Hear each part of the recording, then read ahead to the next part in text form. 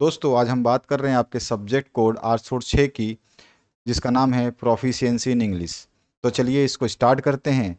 इसका पेपर जो है आपका 25 नंबर का होता है और इसको पास करने के लिए आपको 40% नंबर की आवश्यकता होती है। 40% नंबर का मतलब हो गया कि आपको यहाँ से 10 नंबर की आवश्यकता है। अगर आप 10 नंबर लाते हैं तो आप आसान से इस पेपर में पास हो जाते हैं। अगर 10 नंबर से कम आते हैं तो आपका फेल रिजल्ट आ जाता है। तो 10 नंबर लाना बहुत ही आसान है, पर बच्चे इसमें मुश्किलात का सामना इसलिए करते हैं क्योंकि ये पेपर पूरा इंग्लिश में आता है। तो इंग्लिश का पेपर होने की वजह से जो है सारी समस्याएं 10 नंबर लेने के लिए जो है जूझना पड़ता है। इस तरह की समस्याएं देखी जाती हैं, लेकिन यहाँ पर जो वीडियोस बताए जा रहे हैं इसको ढंग से पढ़िए, आपको सब कुछ समझ में आएगा और आप जो आसानी से 18 से 20 नंबर, 22 नंबर, 23 नंबर भी ला सकते हैं। पहले ध्यान से सुनिएगा। पहला क्वेश्चन क्या है? Diphthongs are also known as, यानी डिफ्थोंग्स को अन्य किसी और नाम से जाना जाता है। तो डिफ्थोंग्स को जो है इम्प्योर वॉवेल्स के नाम से भी जाना जाता है।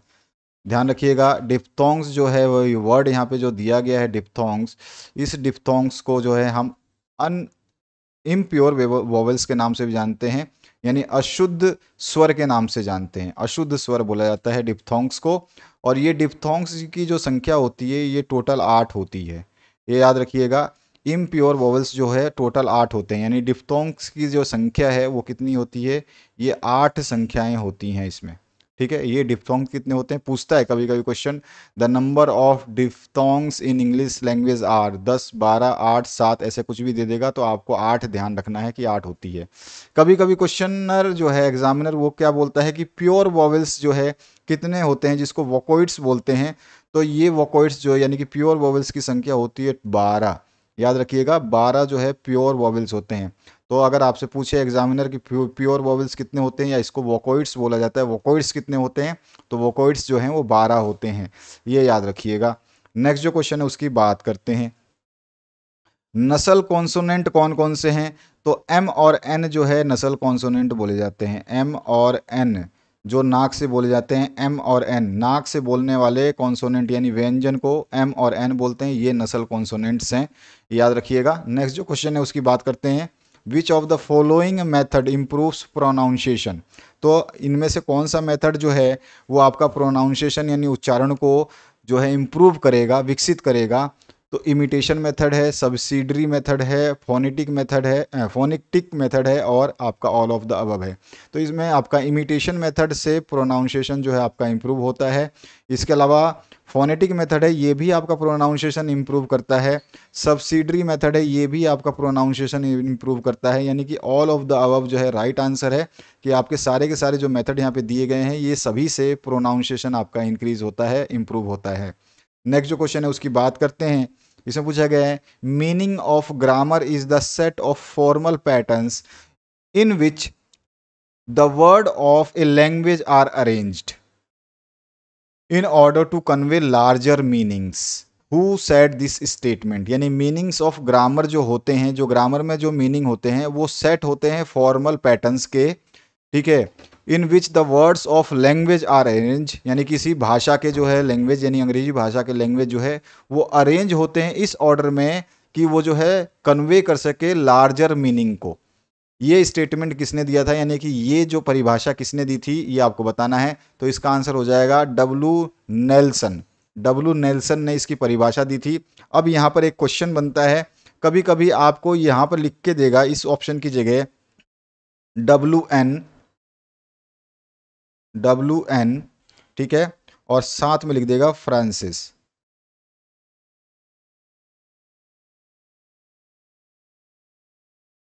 इस तरह से आपको ये लिख के दे देगा इस ऑप्शन की जगह।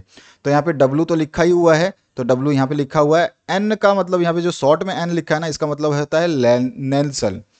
तो नेल्सन को शॉर्ट में N लिखा गया है, तो WN को फुल फॉर्म है W नेल्सन और पूरा नाम है W नेल्सन फ्रांसिस।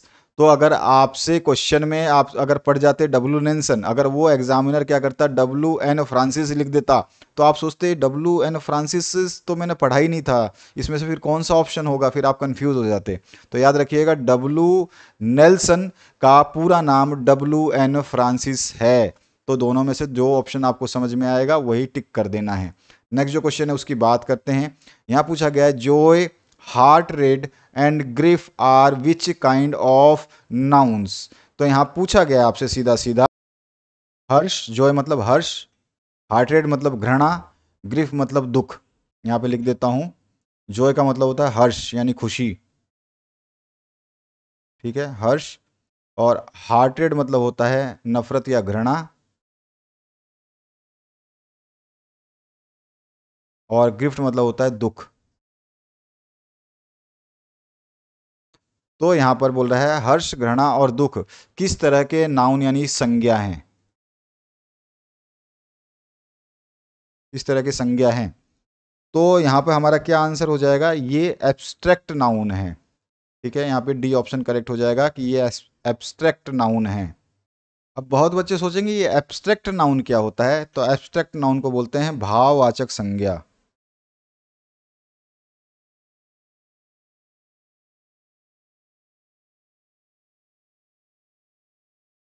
अब समझिएगा भाववाचक संज्ञा का मतलब क्या है। यहाँ पे जो हर्ष है क्या है, ये आपका भाव है, आप खुश हो रहे हो, आप भाव प्रकट कर रहे हो, आप नफरत कर रहे हो, आप भाव प्रकट कर रहे हो अपने अंदर की, आप दुखी हो तो आप अपना भाव प्रकट कर रहे हो, तो इसी को एब्स्ट्रैक्ट नाउन बोला जाता है इंग्लिश में, और हिंदी में भाववाचक संज्ञा बोला जाता है। इसके बाद जो है which of the following is the kind of verb. तो यहाँ पर वर्ब जो है वो कौन से काइंड के होते हैं आपको पूछा गया है। तो जो वर्ब होता है, ठीक है, वो ट्रांजिटिव वर्ब भी होता है, इन ट्रांजिटिव वर्ब भी होता है, ऑक्सिलरी वर्ब भी होता है। ये तीनों तरह के वर्ब होते हैं, ट्रांजिटिव भी होता है, इन ट्रांजिटिव वर्ब भी होता है, उसके अलावा ऑक्सिलरी वर्ब भी होता है। ये तीनों प्रकार हैं वर्ब के। तो ये ऑल ऑफ द अबव जो है स्टेटमेंट आपका सही हो जाएगा। नेक्स्ट जो क्वेश्चन है उसकी बात करते हैं। यहाँ पूछा गया है आपसे वोकॉइड्स आर ऑल्सो नॉन एज। वोकॉइड्स जो हैं जिसको हमने अभी अभी बताया प्योर वोवेल्स बोलते हैं, ये कितनी होती हैं, ये टोटल होती थी 12। अभी अभी ऊपर बताया था, मैंने बोला था कि पूछ लेगा वोकॉइड्स आर ऑल्सो नोन एज, तो इनको प्योर वोवेल्स बोला जाता है, ये संख्या में 12 होती है। तो यहाँ पर हमारा आंसर हो जाएगा pure vowels all also known as vocoids. The number of vocoids और प्योर वोवेल्स आर 12, ये याद रखना है। इन इम्प्योर वोवेल्स जो है इनको बोलते हैं डिप्थोंग्स, इनकी संख्या होती है 8, जो अभी अभी मैंने थोड़ी देर पहले आपको बताया था, ठीक है। ये डिप्थोंग्स इम्प्रॉपर वोवेल्स को ही बोला जाता है, या इम्प्योर वोवेल्स को बोला जाता है। वोवेल्स मतलब होता है स्वर, वोवेल मतलब होता है स्वर। डिप्थोंग्स का मतलब है इम्प्रॉपर इम्प्योर वोवेल्स या डिप्थोंग्स, एक ही बात होता है। ये भी 8 ही होते हैं, इनका नाम दोनों का एक ही है, ये दोनों एक ही चीज़ होते हैं, ठीक है। ये ध्यान रखोगे, ये ध्यान रखना, ये दोनों एक ही चीज़ होते हैं। अगला जो क्वेश्चन है उसकी बात करते हैं। यहाँ पूछा गया है the number of consonant sound in English are.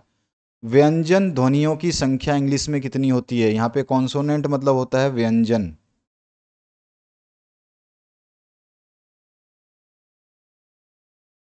Consonant मतलब व्यंजन, और साउंड मतलब होता है ध्वनिया या ध्वनि। तो ये व्यंजन ध्वनि कितनी होती है आपसे इंग्लिश में पूछा गया है। तो व्यंजन ध्वनि कितनी होती है, व्यंजन ध्वनि जो है वो होती है आपकी 24 24 ध्वनियाँ होती हैं व्यंजन की। और जो मैं बोलूँगा जो कॉन्सोनेंट होते हैं ये 24 होते हैं, कॉन्सोनेंट ध्वनियाँ जो होती हैं वो 24 होती हैं, ठीक है। कॉन्सोनेंट ध्वनियाँ जो होती हैं ये 24 होती हैं टोटल।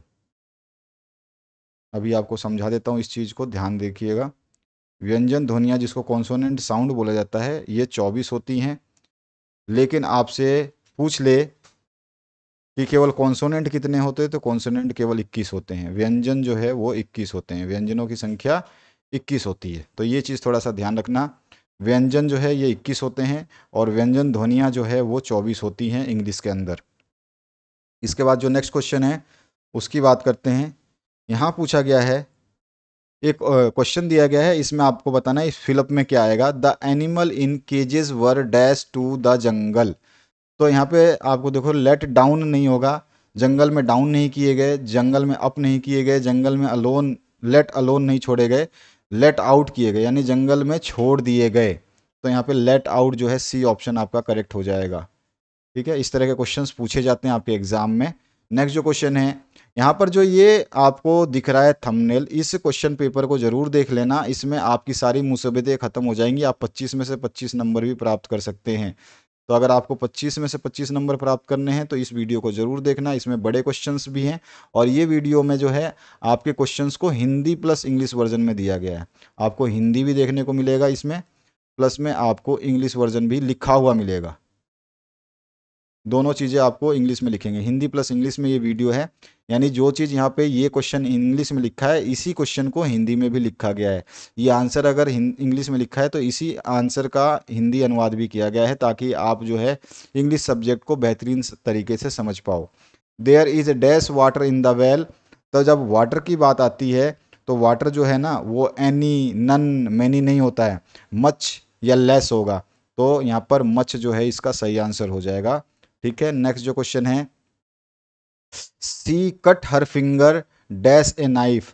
तो she cut her finger with knife, चाकू से उसने काटा। फ्रॉम नहीं आएगा इसमें, बहुत सारे बच्चे सोचेंगे फ्रॉम ए नाइफ, तो फ्रॉम नहीं आएगा, विद ए नाइफ आएगा। तो यहाँ पे बी ऑप्शन करेक्ट होगा। इस वीडियो को देखना बिल्कुल मत भूलना। इस वीडियो को देखा नहीं तो आपका इंग्लिश प्रोफिशिएंसी का पेपर जो है वो थोड़ा सा डगमगा जाएगा, थोड़ा क्या बहुत ज़्यादा डगमगा सकता है। तो इसको ध्यान रखना, इस क्वेश्चन पेपर को जरूर देख लेना। ये ऑलरेडी आपके एग्ज़ाम से पहले ही है, मैंने ये वीडियो अपलोड कर दिया था, ताकि आप जो है पहले ही पढ़ के तैयार हो जाए। और आपको जो है प्लेलिस्ट मिल जाएगी, इसी वीडियो के डिस्क्रिप्शन में प्लेलिस्ट है, उसको आप ओपन करेंगे तो ये वीडियो मिल जाएगा। नहीं तो जब ये वीडियो अभी जो आप देख रहे हैं ये वीडियो खत्म होगी तो भी प्लेलिस्ट बीच में यहाँ पे आती है, उसको टच करके इस वीडियो को सर्च कर लेना, उस प्लेलिस्ट में अवेलेबल है ये वीडियो। ठीक है, तो इस वीडियो को देखना बहुत ज़रूरी है आपके लिए, अदरवाइज़ जो है आपको बहुत ज़्यादा नुकसान हो सकता है। इसके अलावा जो नेक्स्ट क्वेश्चन है, which of the following is productive skill of English. अब यहाँ पे पूछा है कि इसमें से प्रोडक्टिव स्किल जो है वो कौन सी है इंग्लिश की। जो प्रोडक्टिव स्किल को बोलते हैं कि वो कौन सी स्किल है जो प्रोड्यूस होती है, प्रोडक्टिव स्किल होती है, प्रोड्यूस होती है, जो सामने वाला देख सकता है, महसूस कर सकता है। तो राइटिंग जो है, आप जो राइटिंग कर रहे हो या फिर जो आप लिखोगे वो आप भी पढ़ सकते हो हैं, आप जो बोलोगे वो आप भी सुन सकते हो, और जो आप जो लिखोगे ये और जो आप बोलोगे ये दोनों ही क्या हैं, ये दोनों दूसरे के समझ में आ सकती हैं। यानी कि आप प्रोड्यूस कर रहे हो, लिख रहे हो तो प्रोड्यूस कर रहे हो कुछ ना कुछ, लिख रहे हो तो प्रोड्यूस कर रहे हो कुछ ना कुछ, बोल रहे हो तो अपने मुंह से प्रोड्यूस कर रहे हो। इसी को प्रोडक्टिव स्किल बोला जाता है। तो writing and speaking both are productive skill. Writing and speaking दोनों की दोनों ही प्रोडक्टिव स्किल हैं। तो आपसे ऑप्शन में ये भी दे सकता है productive skill of English is, तो केवल राइटिंग भी लिख सकता है या स्पीकिंग भी लिख सकता है, तो दोनों ही होते हैं। अगर राइटिंग लिखा हो तो राइटिंग सही होगा, स्पीकिंग बोलेगा तो स्पीकिंग सही होगा, और दोनों लिखेगा तो दोनों सही होंगे। इसके बाद जो है आपसे एक जो चीज़ पूछी गई है, यहाँ पर देखोगे, listening and reading. Listening and reading यानी सुनना, यानी ग्रहण कर रहे हो, आप सुन रहे हो किसी चीज़ को, ग्रहण कर रहे हो, रीड कर रहे हो, कोई चीज़ आप पढ़ रहे हो उसको भी ग्रहण कर रहे हो। ये दोनों जो लैंग्वेज, ये दोनों जो स्किल होती है, ये दोनों की दोनों स्किल, ये स्किल और ये स्किल आपकी रिसेप्टिव स्किल होती है। ये प्रोडक्टिव होती है, ये रिसेप्टिव होती है। प्रोडक्टिव मतलब प्रोड्यूस करना, रिसेप्टिव मतलब रिसीव करना। तो जो है ये आप ग्रहण कर रहे हैं, लिसनिंग भी और रीडिंग भी, ये दोनों ही रिसेप्टिव स्किल होती है। आगे चल के मैं बता दूंगा इसका एग्जाम्पल, इसका क्वेश्चन भी। Which of the following method improves pronunciation. अभी अभी हमने बात की थी कि इमिटेशन मेथड भी आपका प्रोनाउंसिएशन इंक्रीज करता है, इम्प्रूव करता है, फोनेटिक मेथड भी करता है, सब्सिडरी मेथड भी करता है। यानी कि तीनों सही हैं, यानी ऑल ऑफ द अबव सही हो जाएगा। नेक्स्ट जो क्वेश्चन है उसकी बात करें तो यहाँ पूछा गया joy, hatred and grief are which kind of nouns. तो अभी अभी मैंने बताया था ये जो है भाववाचक संज्ञाओं के उदाहरण है। खुशी हैं और आपकी घृणा हो या दुख है, ये आपके भाव प्रकट करते हैं। तो भाववाचक संज्ञा को इंग्लिश में बोला जाता है एब्स्ट्रैक्ट नाउन, यानी कि डी ऑप्शन जो है करेक्ट हो जाएगा। नेक्स्ट जो पूछा गया है सिनोनियम ऑफ पैराडोन इज। तो ध्यान रखिएगा, सिनोनियम पूछा है पैराडोन का, तो पैराडोन का सिनोनियम जो है यहाँ पे सारे के सारे सही हैं। एक्सक्यूज भी होगा, ठीक है, यहाँ पे ओवरलुक भी होगा, ये भी सही है, यहाँ पे फॉरगिव है, ये भी सही है, ये सारे सही हैं। All of the above answer बिल्कुल राइट आंसर है इसका। नेक्स्ट जो क्वेश्चन है उसकी बात करते हैं। A word used before a noun और pronoun to show some relationship is called. यहाँ पर जो है एक डेफिनेशन दी गई है, जो वर्ड है वो नाउन और प्रोनाउन से पहले यूज़ किया जाए तो पहले जब यूज़ करते हैं तो उसको प्री बोलते हैं, और पहले जब स्थान पहला हो तो उसको पोजीशन बोलते हैं। तो ये आपका वर्ड हो जाता है प्री पोजीशन। ठीक है, प्री मतलब पहले और पोजीशन मतलब जगह। पहली जगह नाउन से पहले या प्रोनाउन से पहले कोई वर्ड आए और वो जो है नाउन और प्रोनाउन के बीच में क्या बने, एक संबंध को स्थापित कर दे, यानी कि एक रिलेशन बता दे, तो इसका मतलब वो प्रीपोजिशन है। ये प्रीपोजिशन की डेफिनेशन है सीधी सीधी कि preposition is a word used before a noun और pronoun to show some relationship. ठीक है, ये इसका आंसर हो गया, तो यहाँ पर ए ऑप्शन जो है करेक्ट हो जाता है। नेक्स्ट जो क्वेश्चन है उसकी बात करते हैं। यहाँ पूछा गया आपसे, Mohan is an intelligent boy in this class. इसको आपको पॉजिटिव बनाना है, फिर कंपैरेटिव डिग्री बनाना है, फिर सुपरलेटिव डिग्री बनाना है। यहाँ पे डिग्री की बात हो रही है, तो आपको जो है बताने के लिए मैं बता दूं, पहला जो है आप पॉजिटिव डिग्री बताएंगे तो पॉजिटिव डिग्री में Mohan is an intelligent boy in this class, ये पॉजिटिव बात है, तो ये एज इट इज़ आ जाएगा, Mohan is an intelligent boy in this class. ये पॉजिटिव डिग्री में ही लिखा है तो पॉजिटिव पूछा है, तो आपका पॉजिटिव यही है। कंपैरेटिव में जो है कंपेयर करना है किसी ना किसी से, तो यहाँ पे हो जाएगा मोहन इज़ मोर इंटेलिजेंट। तो मोहन जो है इंटेलिजेंट तो है लेकिन मोर इंटेलिजेंट है than any other boy in the class. तो दूसरे जो विद्यार्थी हैं उनसे मोर इंटेलिजेंट है मोहन, ये कंपेयर कर दिया हमने विद्यार्थियों से। अब सुपरलेटिव में क्या है, Mohan is the most intelligent boy in the class. अब यहाँ पे हम केवल अदर बॉय से कंपैरिजन कर रहे थे, अब यहाँ पे बॉय को हटा के पूरी क्लास से कंपैरिजन कर दिया, तो ये सुपर डिग्री में चला गया, तो इसको बोलते हैं सुपरलेटिव। तो यहाँ पे कंपैरेटिव है, पॉजिटिव है, फिर कंपैरेटिव है और फिर सुपरलेटिव है।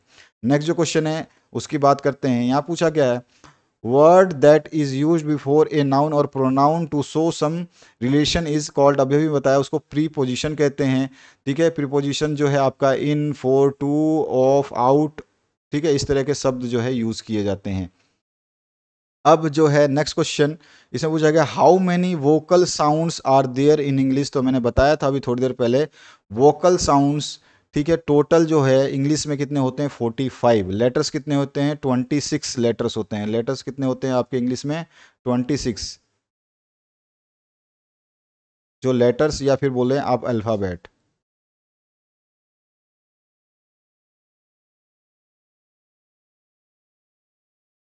अल्फ़ाबेट्स जो हैं वो अल्फ़ाबेट्स कितने होते हैं आपके, अल्फ़ाबेट्स होते हैं 26, और साउंड्स जो इन 26 से लेटर से जो साउंड्स निकलती है वो 45 तरह की निकलती है। इसके बाद जो नेक्स्ट क्वेश्चन है इसमें पूछा गया है which of the following is a receptive skill. अब आ गया रिसेप्टिव स्किल, तो मैंने अभी थोड़ी देर पहले बताया था रिसेप्टिव स्किल जो है हम जो रिसीव करते हैं, यानी कि अगर हम कुछ सुन रहे हैं तो वो रिसीव कर रहे हैं, या कि हम कुछ पढ़ रहे हैं तो रिसीव कर रहे हैं। तो लिसनिंग एंड रीडिंग दोनों ही जो है रिसेप्टिव स्किल में काउंट होता है। इसी को रिसेप्टिव स्किल के नाम से भी जाना जाता है, इसी को पैसिव स्किल के नाम से भी जाना जाता है। तो क्वेश्चन कभी कभी घुमा के पूछता है कि which of the following is a passive skill. तो लिसनिंग एंड रीडिंग जो है पैसिव स्किल्स हैं। ठीक है, इनको इनपुट स्किल के नाम से भी जाना जाता है, तो लिसनिंग एंड रीडिंग जो है इनपुट स्किल भी है। अगर आपसे पूछे स्किल फॉर कंप्रीहेंशन कौन सी है, तो स्किल फॉर कंप्रीहेंशन स्किल्स जो है लिसनिंग और रीडिंग ही है, ये ध्यान रखिएगा। तो इसके 4 नाम हैं। ठीक है, चारों को मैंने यहाँ पे दे दिया कि लिसनिंग और रीडिंग को किस किस नाम से जाना जाता है। इसी तरह से स्पीकिंग और राइटिंग जो है, यानी कि जो हम प्रोड्यूस कर रहे हैं, मुंह से बोल रहे हैं, स्पीक कर रहे हैं, तो हम कुछ ना कुछ प्रोड्यूस कर रहे हैं, कुछ उच्चारित कर रहे हैं। राइटिंग कर रहे हैं तो हम किसी ना किसी नोटबुक में उच्चारित कर रहे हैं, तो प्रोड्यूस कर रहे हैं। जो प्रोड्यूस करते हैं उसको आउटपुट स्किल बोला जाता है। आउटपुट स्किल या फिर प्रोडक्टिव स्किल या फिर इसको एक्टिव स्किल बोला जाता है। ये पैसिव स्किल है इधर वाला, और ये है एक्टिव स्किल। और इसका तीसरा चौथा नाम जो है वो है स्किल फॉर एक्सप्रेशन। हाँ जी, यानी कि हम कुछ ना कुछ एक्सप्रेस कर रहे हैं, लिख करके एक्सप्रेस कर रहे हैं, यानी कि भावनाओं को व्यक्त कर रहे हैं लिख करके या बोल करके, इसी को बोला जाता है प्रोडक्टिव स्किल। इसके बाद जो नेक्स्ट क्वेश्चन है which type of grammar is known as formal grammar. तो फॉर्मल ग्रामर को दूसरे नाम से जाना जाता है थ्योरेटिकल ग्रामर के, और थ्योरेटिकल या फॉर्मल ग्रामर का तीसरा नाम है सेकंड जनरेशन ग्रामर। तो फॉर्मल ग्रामर के 3 नाम हो गए, फॉर्मल ग्रामर, थ्योरेटिकल ग्रामर या सेकंड जनरेशन ग्रामर, ये याद रखिएगा। नेक्स्ट जो क्वेश्चन है उसकी बात करते हैं। यहाँ पूछा गया है how many steps are there in silent reading. तो साइलेंट रीडिंग में कितने स्टेप्स हैं, तो साइलेंट रीडिंग में जो है 4 स्टेप्स होते हैं, तो यहाँ पे 4 इज द राइट आंसर। इसके बाद जो नेक्स्ट क्वेश्चन इसमें पूछा गया है, reading is a process of sight sound scene, who gave this definition. तो reading is a process of sight sound scene, इस डेफिनेशन को देने वाले थे मिस्टर वेस्ट। ठीक है, तो यहाँ पे वेस्ट जो है इसका सही आंसर हो जाएगा। नेक्स्ट जो क्वेश्चन है, who was the originator of Tata theory. तो टाटा थ्योरी किसने दी थी? तो लुइस एच ग्रे ने दी थी। तो यहाँ पर जो है आपका बी ऑप्शन करेक्ट हो जाता है। इसके बाद में पूछा गया, defective textbook are a cause of. तो जो डिफेक्टिव यानी त्रुटिपूर्ण जो बुक होंगे वो क्या करेंगे? हमारी रीडिंग खराब करेंगे, उसमें जो है मिस स्पेलिंग होगी, कॉम्प्लिकेटेड वर्ड्स होंगे, तो ये जो है हमारी रीडिंग खराब करेंगे। तो रीडिंग खराब करने को बोलते हैं रिटार्डेशन इन रीडिंग, यानी कि सी ऑप्शन जो है करेक्ट हो जाता है। इसके बाद जो नेक्स्ट क्वेश्चन है उसकी बात करते हैं, the link which connects the word method and sentence is. तो वर्ड मेथड और सेंटेंस को कनेक्ट करने वाला लिंक जो है उसको बोला जाता है फ्रेज मेथड। याद रखिएगा, phrase method is a link which connects word method and sentence. ठीक है, इस वीडियो को देखना बिल्कुल मत भूलना, इसको देखा तो आपका पेपर पूरा का पूरे नंबर का अटेम्प्ट हो जाएगा। इसके बाद जो है phonetic method is helps in providing. Phonetic method जो है वो क्या प्रोवाइड करता है, किस चीज़ को हेल्प करता है आपको प्रोवाइड करने में? तो एक good and proper knowledge of sound. Phonetic का मतलब होता है ध्वनि, ये भी फोनेटिक का मतलब होता है ध्वनि। जैसे कि आपका फ़ोन है उस पर ध्वनि सुनाई देती है ना, तो इसी तरह फोनेटिक का मतलब ही ध्वनि होता है। तो ये good and proper knowledge of sound के नॉलेज जो है फोनेटिक के द्वारा हमें मिलती है। तो यहाँ पे सी ऑप्शन जो है करेक्ट हो जाता है। इसके बाद जो नेक्स्ट क्वेश्चन है इसमें पूछा गया है, aim of teaching reading is to. तो जो है एम क्या है, अगर हम रीडिंग किसी को सिखाते हैं तो उसका एम होता है to read with the understanding, समझ के साथ जो है पढ़ना, है ना। टीचिंग हम जब रीडिंग सिखाते हैं तो समझ करके पढ़ो ये बोलते हैं, तो to read with understanding. Next जो क्वेश्चन है इसमें पूछा गया है, which one of the following is not an organ of speech. यानी कि हम जब बोलते हैं तो कौन सा इसमें से वो ऑर्गन जो नहीं, यानी कि हमारे शरीर का कौन सा हिस्सा जो है काम नहीं आता? तो टंग, यानी कि हमारी जीभ भी काम आती है, हमारे होंठ भी यानी कि लिप्स भी काम आते हैं, हमारी वोकल कॉर्ड यानी कि जो हमारी आवाज़ निकलती है गले से, कंठ जिसको बोलते हैं, वो भी काम में आता है। कौन सी चीज़ नहीं आती है? लेग। लेग से हम बोलते थोड़ी हैं, तो लेग जो है ये काम में नहीं आती है बोलने के। Total number of consonant sound in English are. तो total number of consonant sounds पूछा है, तो यहाँ पर जो है कॉन्सोनेंट साउंड को मैंने बताया था कि total number of consonant sound होते हैं 24 होते हैं कॉन्सोनेंट साउंड। तो यहाँ पे 24 नंबर सही है। ठीक है ना, अभी बताया था ऊपर मैंने आपको कॉन्सोनेंट साउंड कितने होते हैं 24, और कॉन्सोनेंट कितने होते हैं 21। इसके बाद नेक्स्ट क्वेश्चन है, what is essential to acquire a good pronunciation in English language. अगर आपको इंग्लिश लैंग्वेज में अच्छी प्रोनाउंसिएशन एक्वायर करनी है, हासिल करनी है, तो क्या चीज़ की सबसे ज़्यादा आवश्यकता होगी आपको? तो ए लोट ऑफ कॉन्शियस एफर्ट, यानी कि एक बहुत गंभीर आपको जो है एफर्ट लगाना पड़ेगा। ए लोट ऑफ सिमेंटिक एफर्ट, आप सिस्टमेटिक एफर्ट भी लगाएंगे, ए रेगुलर प्रैक्टिस भी करेंगे। ये सारी चीज़ें जो हम लगाएंगे तो हमारी प्रोनाउंसिएशन इंग्लिश की सही हो जाएगी, अच्छी हो जाएगी।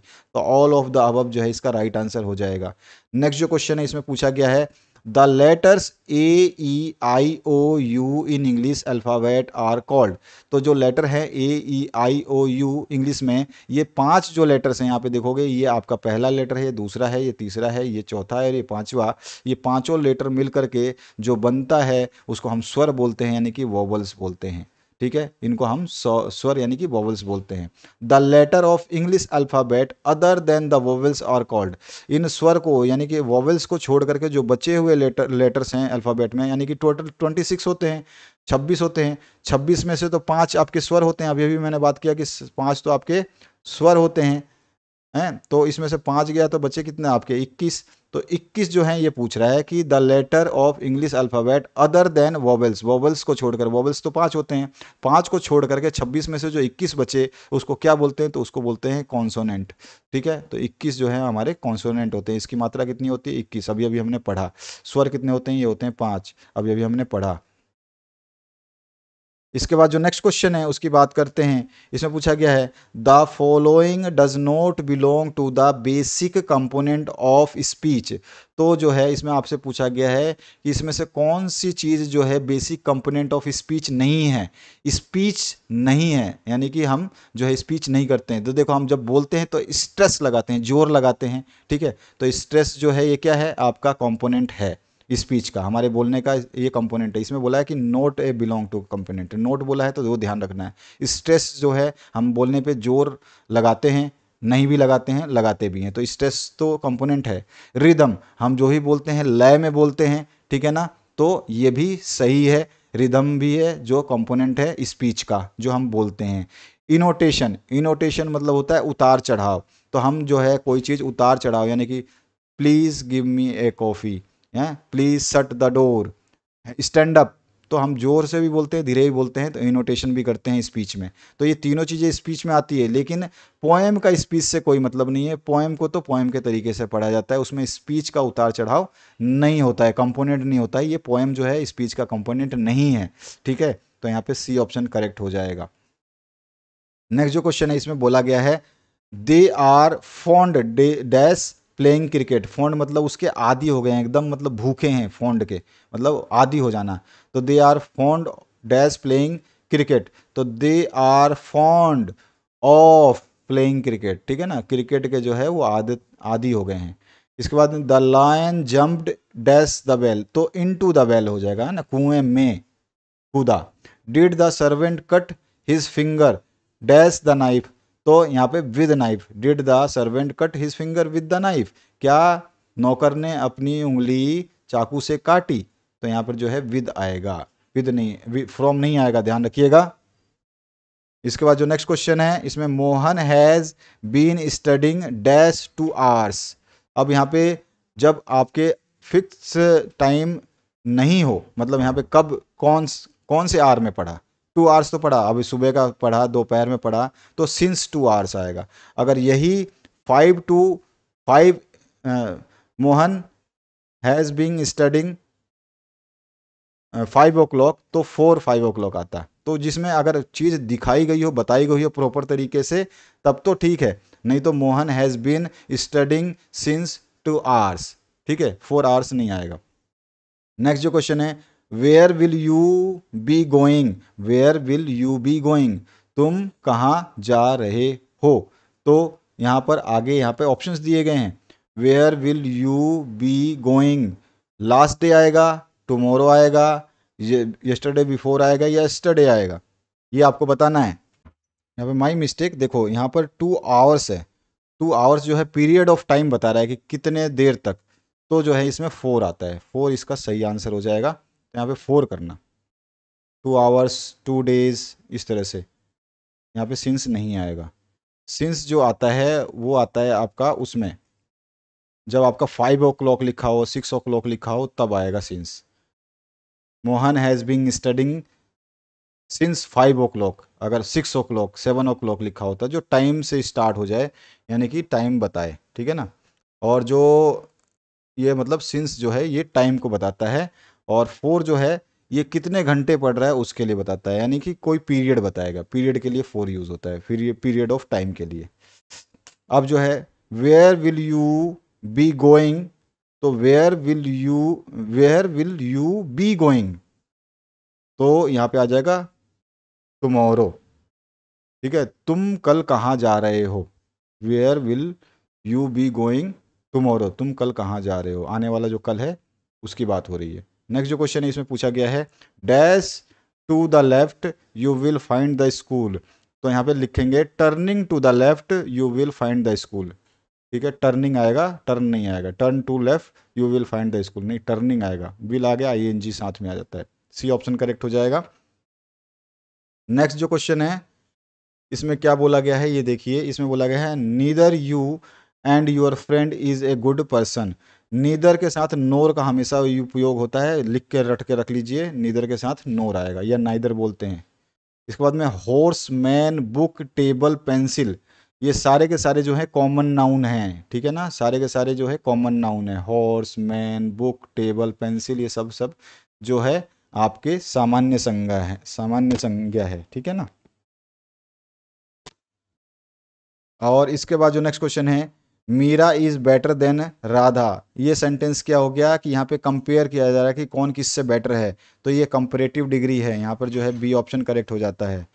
The saying or doing words are called, saying मतलब कुछ कहा जा रहा है, डाइन मतलब खाने की बात हो रही है, खाना, डाइन मतलब खाना और सेइंग मतलब कहना, तो ये जो है क्या होते हैं, वर्ब होते हैं, वर्ब यानी कि कोई एक्शन हो रहा है, तो वर्ब के एग्जाम्पल हैं ये, ठीक है ना। क्या है ये वर्ड्स जो हैं ये कहलाते हैं verb, saying, doing, moving, sitting, इस तरह से। सेलेक्ट द करेक्ट सेंटेंस, इसमें से जो करेक्ट सेंटेंस है उसको यूज करना है, आपको सेलेक्ट करना है। तो the book is on the table, ये तो सही है। The boy is standing at the gate, ये भी सही है। The cat is under the table, ये भी सही है, यानी कि ऑल ऑफ द अबव सही है इसमें। इसके बाद जो नेक्स्ट क्वेश्चन है उसकी बात करते हैं। Sohan is a brave boy, Sohan जो है वो ब्रेव बॉय है। This sentence is an example of, तो जो है यहाँ पे बोला गया है Sohan is a brave boy, तो यहाँ पर जो है ये पॉजिटिव डिग्री है, क्योंकि सिंपल सा सेंटेंस है, इसमें किसी से कंपेयर नहीं किया गया है और बहुत अधिक कंपेयर नहीं किया गया है। जब कंपेयर करेगा या उससे अधिक कंपेयर करेगा तो कंपेरेटिव या सुपरलेटिव आएगा, और सिंपल होगा तो जो है सोहन जो है ब्रेव बॉय है, ये पॉजिटिव डिग्री है, तो यहाँ पे जो है आपका सी ऑप्शन करेक्ट हो जाता है। इस वीडियो को देखना मत भूलना, प्लेलिस्ट आपके सामने आ रही है, यहाँ पर ये प्लेलिस्ट आएगी तो इसको टच कर लीजिए और इसको आप इस वीडियो को देख लेना, इसको देखने के बाद आपके पूरे नंबर सही हो जाएंगे। तो फर्स्ट ईयर के लिए है प्रोफिशिएंसी इंग्लिश, इसको जरूर देखें। Thank you very much, have a good day.